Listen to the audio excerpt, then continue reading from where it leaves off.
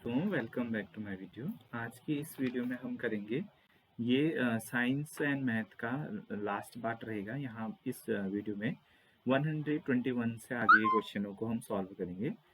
121 वाला क्वेश्चन है, पश्मीना प्राप्त होता है। पश्मीना प्राप्त होता है भेड़ से, बकरी से, खरगोश से और याक से। तो इसका राइट आंसर हो जाएगा पश्मीना बकरी से प्राप्त होता है। ठीक है। निम्नलिखित में से किसमें जल धारण क्षमता सर्वाधिक होती है? चिकनी मिट्टी, रेतीली मिट्टी, दोमट, सभी की क्षमता समान होती है? नहीं। चिकनी मिट्टी जो तालाब के किनारे होती है उनकी जल धारण क्षमता सर्वाधिक होती है। ठीक है। निम्नलिखित में कौन सा एक स्वास्थ्य के लिए सर्वोत्तम है? भुने हुए बीज, उबले हुए बीज, अंकुरित बीज। तो जो स्प्राउट सीड है काफी ट्रेंडिंग में भी है आजकल। अंकुरित बीज ही स्वास्थ्य के लिए सर्वोत्तम होते हैं। आगे बढ़ेंगे। भूकंप का अभिकेंद्र स्थित होता है। तो भूकंप का केंद्र जो स्थित होता है वो पृथ्वी की सतह पर, सरफेस ऑफ अर्थ। ठीक है, आगे बढ़ेंगे। 125वां प्रश्न है, निम्न में से सूचना प्रौद्योगिकी के संदर्भ में सबसे उचित कथन कौन सा है? सूचना प्रौद्योगिकी सूचना के प्रसंस्करण के लिए हार्डवेयर और सॉफ्टवेयर के उपयोग करने को संदर्भित करता है। जरूरी नहीं है। सूचना प्रौद्योगिकी सूचना के वितरण के लिए हार्डवेयर और सॉफ्टवेयर के उपयोग करने को संदर्भित करता है। तो ये भी जरूरी नहीं है कि हम हार्डवेयर और सॉफ्टवेयर ही उपयोग के लिए कहा ना। तो ऑप्शन सी, सूचना प्रौद्योगिकी अनेक प्रकार की सूचनाओं के भंडारण, पुनः प्राप्ति, प्रसंस्करण और वितरण के लिए हार्डवेयर सॉफ्टवेयर के उपयोग करने को संदर्भित करता है। तो option C will be your right answer. ठीक है। भंडारण, पुनः प्राप्ति, प्रसंस्करण, ये सब चीज कौन देखता है? सूचना एवं प्रौद्योगिकी। 126वां प्रश्न, विटामिन तथा खनिज कहलाते हैं। तो ये कहलाते हैं ऊर्जा देने वाले, शरीर निर्माण करने वाले, वसायुक्त भोजन। नहीं, ऑप्शन नंबर ए राइट हो जाएगा आपका। सुरक्षात्मक भोजन होते हैं, प्रोटेक्टिव फूड होते हैं विटामिन। ठीक है। 127 वाला हो जाएगा, केले के पौधे का कौन सा भाग भोजन के रूप में प्रयुक्त किया जाता है? तो इसका राइट आंसर हो जाएगा फल, तना और फूल। ठीक है। फल भी भोजन के रूप में, तना भी और फूल भी। फल माने केला खाया जाता है, फूल की सब्जी भी बनती कहीं कहीं। ठीक है। और तना भी यूज में आता है। ठीक है, कोई कोई एशियन डिशों में डाला जाता है।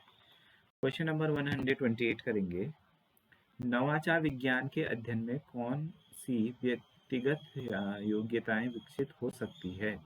तो इसमें जो ऑप्शन दिए गए, सामाजिक, एक ही विज्ञान विषय की अध्ययन, अनेक खोजों का अध्ययन। तो सबसे राइट ऑप्शन हो जाएगा एक, नई सोच विकसित करना। ठीक है। नवाचार का ये अध्ययन होता है। ठीक है। वायुमंडल में ओजोन लेयर किस परत में स्थित रहता है? तो इसका आंसर आप लोग सभी जानते होंगे। ओजोन परत रहता है हमारा समताप मंडल में। ठीक है। आगे बढ़ेंगे।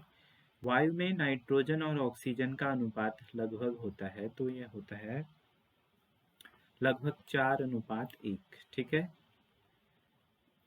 हम दरवाजों के कब्जों में तेल लगाते हैं तो घर्षण क्या हो जाता है? घट जाता है। ठीक है। घर्षण घट जाता है दरवाजों के कब्जों में, आवाज नहीं आती ना उसमें अगर तेल या ग्रीस वगैरह डालते हैं तो। ठीक है दोस्तों, मेरी तरफ से कोशिश की जा रही है कि ये क्वेश्चनों के आंसर सही हो, बट फिर भी अगर कोई आप लोग गलत लगता है आपको ऑप्शन तो आप कमेंट कर सकते हो और उसका राइट आंसर बता सकते हो। ठीक है। ये 132, परियोजना का दत्तक कार्य, प्रश्नोत्तरवादी आदि का प्रयोग होता है।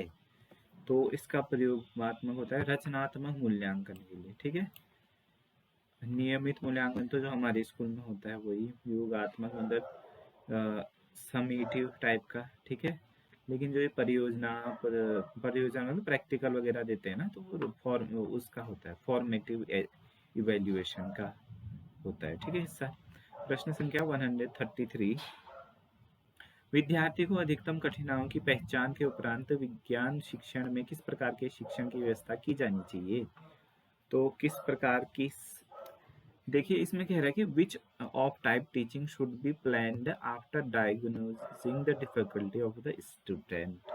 तो इसको देखो, सबसे पहले तो डायग्नोस्टिक टेस्ट तो हो ही चुका है, तो अब उसका क्या होना चाहिए, उपचार होना चाहिए। ठीक है, पता निदान में पता चल गया है, तो अब इसका क्या होना चाहिए, कठिनाइयों का पता ही निदानात्मक होता है। ठीक है, दल शिक्षण सूक्ष्म शिक्षण अलग चीजें।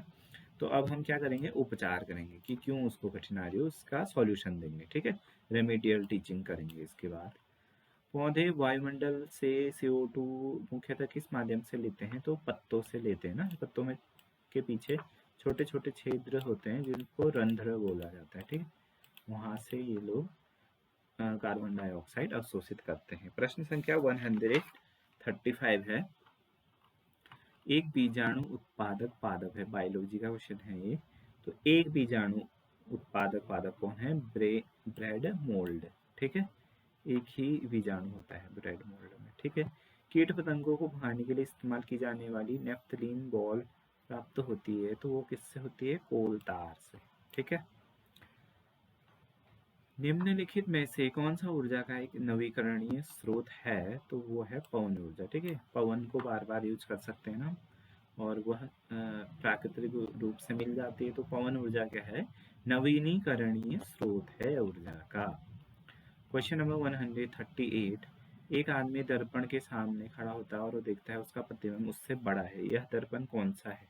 ठीक है, तो यह दर्पण हो जाएगा अवतल दर्पण में वस्तु से बड़ा प्रतिबिंब बनता है, तो ये हैगा अवतल दर्पण। ठीक है, क्योंकि दर्पण में तो बराबर ही बनता है ना, उसी के बराबर बनता है, लेकिन बड़ा बन रहा है और उत्तल में छोटा बनेगा, तो अवतल में ही क्या होता है, वस्तु का बड़ा प्रतिबिंब बनता है। ठीक है, प्रश्न संख्या 139, एक अध्यापक 7वीं कक्षा के बच्चों को सांस लेने के तंत्र के बारे में प्रभावी तरीके से पढ़ाने के लिए प्रयोग कर सकता है। चार्ट का भी प्रयोग कर सकता है, तत्कालीन उपकरण का भी प्रयोग कर सकता है, पुस्तक का भी उपयोग कर सकता है, लेकिन हमें यहाँ पर ऑप्शन कौन सा देना है, जो मोस्ट अप्रोप्रिएट, सबसे बेहतरीन ऑप्शन हमें देना है आंसर। तो इसका आंसर हो जाएगा OHP, ओवर हेड प्रोजेक्टर में दिखाएगा ना कि कैसे अंदर सांस ले रहा है, पूरा उसका चित्र, सॉरी वीडियो दिखेगी उसके अंदर, उसकी सांस अंदर जा रहा है, तो पूरा दिखाते हैं जैसे साइंस मॉडल्स होते हैं उसमें, वीडियोस में, तो उससे बच्चा अच्छे से सीख पाएगा। ठीक है, आगे बढ़ेंगे। क्वेश्चन नंबर 140, बादलों के ऊपरी किनारों हिस्सों के पास जो आवेश आंधी तूफान के दौरान जमा होते हैं, वो कौन से आवेश होते हैं, ऋणात्मक, धनात्मक, उदासीन, या इनमें से कोई नहीं, तो वो होते हैं धनात्मक आवेश। ठीक है, जब आप अपने मोबाइल फोन की रिंगटोन की प्रबलता बढ़ाते हैं, तो रिंगटोन की आवृत्ति क्या होती है। ठीक है, प्रबलता अगर बढ़ाते हैं, लाउडनेस बढ़ाते हैं, तो उसकी जो रिंग टोन की आवृत्ति है वो परिवर्तित नहीं होती, अपरिवर्तित रहती है, रिमेन्स सेम। ठीक है, उसकी फ्रिक्वेंसी नहीं चेंज होती। विज्ञान प्रदर्शनी के आयोजन का मुख्य उद्देश्य है, तो यहाँ पर बहुत से कारण दे रखे हैं, इसमें से हमें सबसे बेस्ट ऑप्शन टिक लगाना है। ठीक है, शिक्षार्थियों को प्रौद्योगिकी कौशल के आधार पर ग्रेड देना, दूसरों के साथ प्रतिस्पर्धा करने के लिए विद्यार्थियों को अवसर उपलब्ध कराना, अपने सृजनात्मक कौशल का प्रदर्शन करके के लिए विद्यार्थियों को अवसर उपलब्ध कराना, अपने शैक्षणिक निष्पादन को बढ़ाने के लिए शिक्षार्थियों को अवसर उपलब्ध कराना।